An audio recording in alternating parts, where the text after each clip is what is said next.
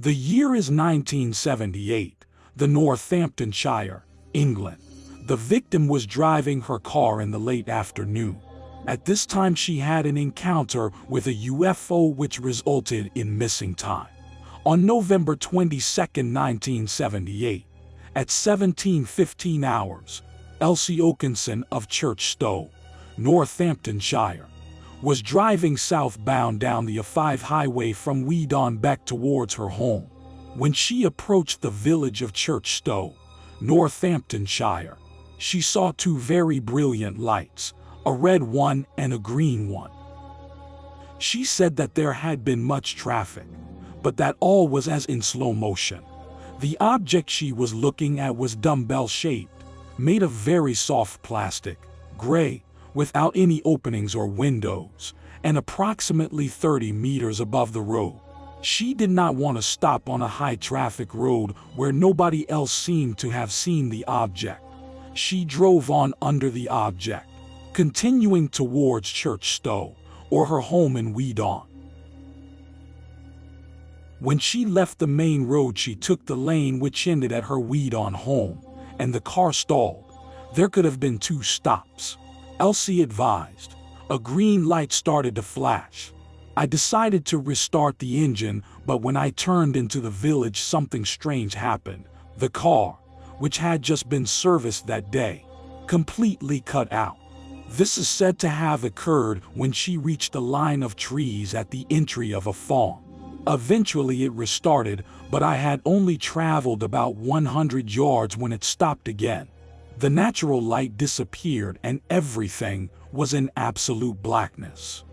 Then suddenly a white circle shining of light approximately a meter in diameter shone on the road immediately after, as if somebody had pressed on a switch. The normal light returned and I drove my car normally. She realized that 15 minutes had passed, which she was unable to explain. After a single unsuccessful attempt to recover memory of the missing time by the use of hypnotic regression, carried out by Martin Keatman, one of the coordinators of the BUFORA Ufology Federation, she was encouraged to try creative visualization on the spot of her UFO sighting by British ufologist Ginny Randalls. Consequently, she was able to remember being led to a place where she was scanned by a brilliant light by shaded and gray forms, one long and thin and the other more rectangular, which appeared and disappeared several times in a fog. Both shone through this fog, in silver gray, smooth and round.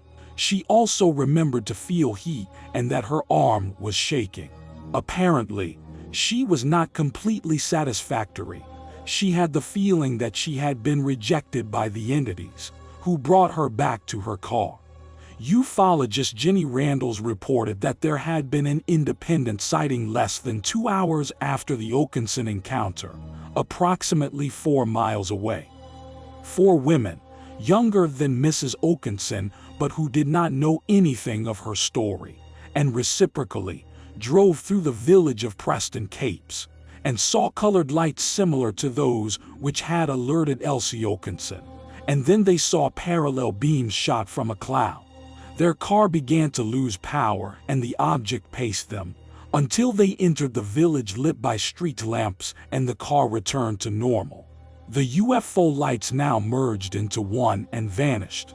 Because no clear link between the two encounters had been established then, there was no continuation with these other witnesses to check whether they had also experienced missing time.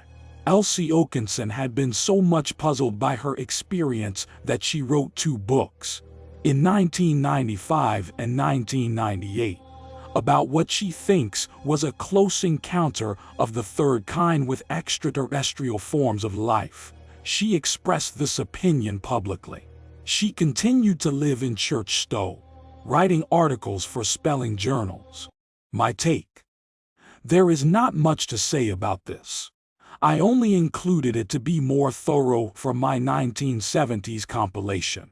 She is either crazy, lying, or something very unusual happened to her. What do you think? Resources: Ufology at Patrick Gressor.